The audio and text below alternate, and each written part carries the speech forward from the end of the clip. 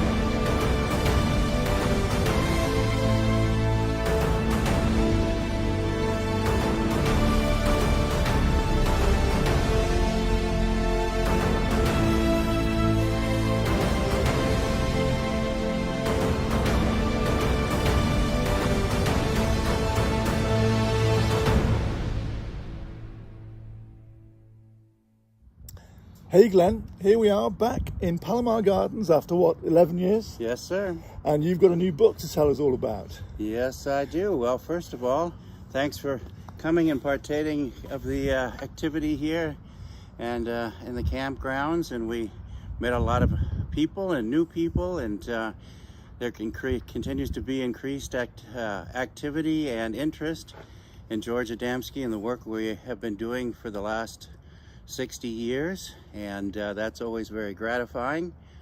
Also, for those who are watching, please excuse my appearance. We have been camping for 3 days, and so I'm still in my outdoor grubbies that I did not bring along, expecting to spend so much time in front of the camera. But having that being said, yes, my new book is out, The UFO Reality, Can Truth Prevail?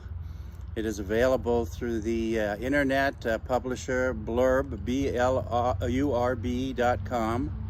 and they take the orders, they print the books to orders, and then they ship it to you. I am not in that loop, so if you're interested, you can go on there in their search engine and type in the first part of the chapter. It's titled The UFO Reality, and it'll take you to the page. There's two selections. One is for paperback and one is for hardcover. Now, this new book, Glenn, it's basically a history of your family's connection with both George Adamski and extraterrestrial visitors to this planet. It's a two-section book. Yes, my family has had a long history in this field, and for whatever reason, the UFO community has chosen to ostracize George Adamski and anybody connected with him. And so I felt that it was more than ready to bring a factual, documented section in there that shows all the work that my father and mother, and later myself after my father passed away, have done in this field. It discusses the history starting around 1963. Some are a little bit earlier than that, of how we met George and how we became his friends and personal co-workers, and then later inherited the program from him and his fellow student Alice Wells, who had many of the rights as well. And it talks about our visit and our invitation to NASA, the Pentagon, the British House of Lords, and dozens of other events. And I thought that if people had a chance to read that, they could see that there is a faction of this UFO segue that has taken this subject very real and very rationally and logically, and was accepted into avenues of government and other places to discuss this in the same way. These avenues of government and military and what have you do not have any credence in how the UFO subject has evolved over time. They're not creature feature movie horror people. They deal with science and fact and actual contact, and we have striven to do the same thing, and that's why we found such a convenient and cohesive reception everywhere we went around the planet, whether that was national television in Japan in 1977, many UFO conferences and television events throughout Europe and Australia. So I am pleased to pass along this documented exposure so people can see for themselves that there are places of substantial substance that can help to wash away some of the confusion that is self-generated in the current UFO segment or program. Now, the main thing to take away is that these extraterrestrial visitors, they're human. They're not monsters. That's correct. There's no three heads. Nowhere have we gone, whether it was with scientists or anywhere, official or anywhere else, do they concur with the stories and the fantasies and the science fiction that is being promoted in the field of recent years. They are adamantly convinced and have proof that we have human extraterrestrial, highly intelligent civilizations and people visiting us. Biologically, it is not possible to have reptilians or crayfish or any of the hocus pocus monsters that we hear about. There are no Sasquatches flying and building flying saucers. These are all beyond not only the mental but the physical capabilities of these type of species. It's not to say that these species are dumb, but they are all relegated within the phylums and their own particular genera. And they don't crawl out of the ocean or out of the jungle and start building supercomputers or 747s or anything like that. And so I think we have to take a moment to learn and to recognize that we are the uppermost intelligent manifestation of creation, and that it is us after thousands of years. The technology and the ability to travel space requires technology that is still thousands of years beyond our capability, let alone an animal that would crawl out of the jungle. And I was going to mention as well that the people that you have in the UFO arena at the moment are making a fair amount of money out of publishing certain aspects that are completely illogical within this field. Yes, what's happened is, like so many other fields, you have a large segment of exploiters and self-promoters that are looking for either accolades or media exposure and profitability. They're looking to make as much money as possible, and have found that it is easy to do so if you release yourself to what we would call certain negative influences. And this is not what this program, and this is not what extraterrestrial visitations and the interactions with them is for, or ever has been for. It has been for everyone, everywhere, free and available, and so we can increase the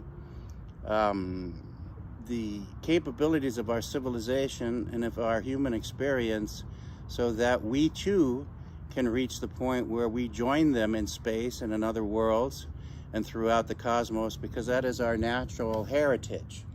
And so we need to turn the corner on this and go the direction that will be of benefit to us rather than constantly mill around with Halloween stories.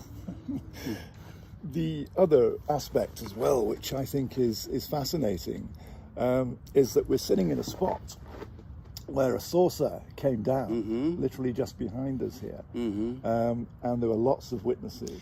What happened is if you follow some of the history of George Adamski, his original contact in the Desert Center, which is out here about an hour from this location at Mount Palomar, on November 20th, 1952, which was well documented and also provided with photographic evidence, reported in the newspaper. So here on the property, if you look around us, and you'll get John will provide you with some pictures as well in the current state, and then we'll provide the picture as it was 60 or nearly 70 years ago of the saucer hovering below tree level about 15 to 20 feet above the ground. And there were multiple witnesses on the property and visitors on the property who witnessed it as well. So the saucer came down, hovered right between the trees, and the package dropped out of the bottom. And that package contained the photographic plate that George had given the visitor out in the desert 3 weeks earlier. And upon that plate were a series of engravings.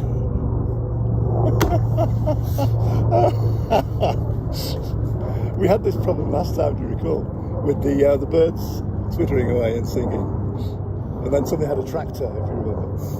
Yeah. I'll go back there. Yeah.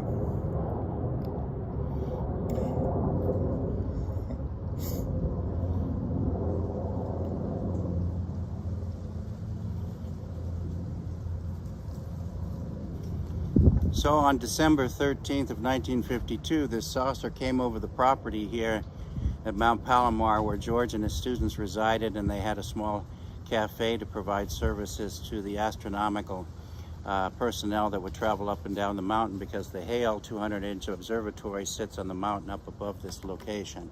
Saucer hovered, a small hatch opened and dropped out the package, and in the package, after it was unwrapped, was the glass plate that George had given the visitor 3 weeks earlier, and on it was a series of engravings.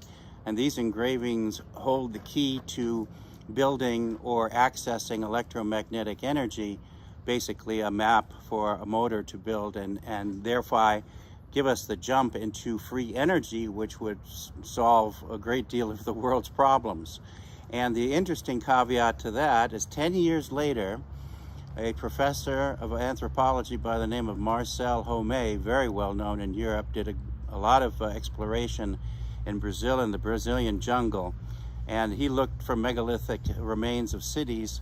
He came across an area called the Piedra Pintada, which had engravings that were at least 10 to 30,000 years old, and found an area that had almost 80 to 90% exactly the same engraving that was on the photographic plate, and we'll provide that shot with the comparison of the two as well. And so it shows that we have had access to this information through various civilizations, either their rise or their decline, which many of them have all done that, for a long time. So technology, superior technology, has been available to us for quite a long time. And another event that happened in 1957-58 time, I believe it was right there at the end of 57 to 58, an aerospace engineer by the name of Alan Tolman, who we have also a section of film on. I believe it's on YouTube as well, or we'll make it available. He was in this property with his wife, and he had seen UFOs over Korea during the war, many different places. And so when he saw George's article, he had to come and meet him here. And during one of those meetings, along with 24 or more witnesses, they saw a saucer come over the top, past the area where the other one dropped the package, and move up the property to the field that's up at the other end, where it soft landed and touched down. And all the people ran up the road there to get a closer look, in which they did, and then after a minute or so, it slowly hovered up and then moved up into space, leaving the telltale ring of circular motion onto the grass that is on that is on the field. And that has to do with the rings that are under the rotating gyroscopic rings underneath the flange of the saucer that counter rotate and is part of the pro-gravity. There's no such thing as anti-gravity. You nullify gravity by working with it, not against it. And that's the system that they use. So they must have been absolutely astounded, the people in the cafe who came absolutely. I mean, talk about actual encounter, actual vindication of what George talked about. And on this property, already starting since he moved here in 1945, already starting in the late 40s, these saucers appeared in this area. John will provide you with some pictures that were released in recent times in the European media, not here in the U.S. You haven't seen a peep of that. I wonder why. But in 1949, during October, from around the 9th or 10th, for a period of 1 week, the staff of the Mount Palomar telescope took multiple pictures of UFOs in action above the mountain around the telescope. And when you see these photos, you have to just shake your head and wonder. And these photos were submitted to Project Blue Book as well, along with the report of that activity, including a report by George Adamski lower here in the mountain of seeing a large cigar-shaped mothership or carrier craft, as it's called, as well. So by no means was this fairy tale. Well, good luck with the book, Glenn, and I'm sure there'll be lots of interest, because what we need now are facts, not fantasy. Absolutely, and I hope to provide that and documentation as much as possible. The second half of the book is called Reality Check, and there are 11 or so chapters in there that deal with the appearance and photographs of mass sightings over Europe. People always say, well, how come they don't come in numbers, and how come they don't come to places that are recognizable? And if you do a little research, you find already in July of '52, they flew over Washington, D.C. and were photographed flying past the nation's capital. They were photographed and witnessed in the UK, over London in '54, over Paris and France in November of '54. They flew in formation for 7 days over Rome and the Vatican. Thousands of people seeing it. Unbelievable amount of photographic evidence in Madrid, in South Africa, in India, in Russia, and Japan, everywhere. And we categorize that and provide the pictures of it. The one thing I am very proud of in this book as well is that we have embedded photographic evidence into the pages below the areas that discuss that. So you get the subject taken one step further to give you an opportunity to really see how things were. And we talk about the moon and its reality, and the misnomer of disclosure, and questioning the alien abduction scenario, and whether there's aliens to do with it at all, which I highly suspect they do not. So it is thoroughly comprehensible, and about 330 pages, along with a massive reference section of about 10 pages as well. You will find dozens and dozens of references that you can go and see the sources of what we talk about. So I think it's not only a historical revealing of our history, it deals with the current situation, and then provides the academic references as well. And what may surprise people is that those sources that were photographed flying over the White House and Capitol building, amazingly, they weren't Nazis flying those sources. Well, you know, that misconception is dealt with in the book as well, because there's a contingent of this particular field that likes to sling out unverifiable innuendo in the effort to gain personal attention and explanations where they have no answers. That's the sad thing about this. It's so much theorizing and opinionated and supposition by those who have no answers of any tangible nature or any experience, personal experience. And so when you look at the accusations of the so-called Aryan or Nazi origins of these spacecraft, it doesn't take a rocket scientist to quickly research and find that these crafts have been photographed in Europe as back to at least 1918. And of course, there were no Nazis then. We still had World War I going on, and the National Socialists didn't come into power until 1933. The laboratories of the V-2 rocket and other technologies of the Nazis in 1939 in Peenemünde. And so what happened was the Germans noticed these craft as well. So did they all over the planet. But the Germans thought, well, maybe they had the intellectual, scientific expertise to duplicate what they could. So what do you do first? You duplicate the shape, and then you try to duplicate the propulsion system. So you see some of the Nazi configurations looking a little similar, maybe about 50-60% similar to the actual UFO. But then the similarity stops. There's a gun turret in the bottom. It doesn't have magnetic rings. It doesn't have the electromagnetic propulsion system. It has a series of propeller blades or helicopter blades on the bottom. And the craft was seriously underpowered, unstable. The tests that were conducted, it flew for a few hundred yards and then crashed. And then remember that the real saucers were tracked by radar up to 20,000 miles per hour through the atmosphere. Nothing we have technologically can deal with that even to today. And then the second part that they have totally ignored is these craft fly up to a large carrier craft that is in orbit and comes seldomly into the atmosphere, but does and has been photographed. But these craft are anywhere from 1,000 to a mile, 5 miles, 10 miles big.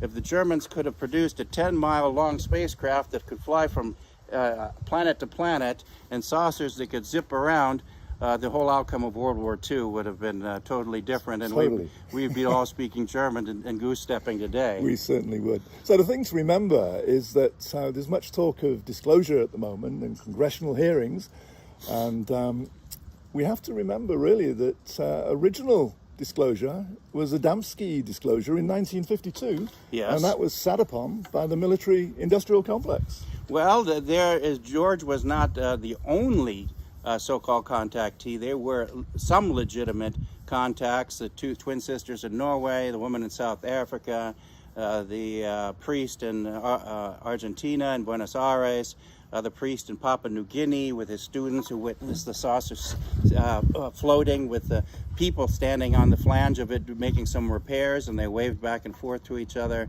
And so, but that was, George worked tenaciously at that disclosure. He took dozens of photographs and made them available to anybody who came to this property. He handed it out for free. They weren't being charged for. They were not being charged for. George very seldom made anything from this particular program. If you look at the contracts for his books, the overseas, all the dozens and dozens of contracts in foreign nations had zero royalties, nothing. When he lectured across the world on his 2 world tours, it was law that you cannot come in as a foreigner into the country and give presentations and charge for that. So he didn't make a dime from this. And I have seen accusations on the internet, well, you know, George got rich and it had notoriety from this. And I said, you know, when he passed away, the official clerk record that is required by law to reveal estate, George had 2 suits and maybe $2,000 in the bank account. He had no car, no property, no nothing. So anybody who makes that accusation that he pocketed money is either totally ignorant or a liar. Well, I think this book is going to open a few eyes, and I hope that people go out and buy it, because it's a brilliant read and comes highly recommended. Thank you, John.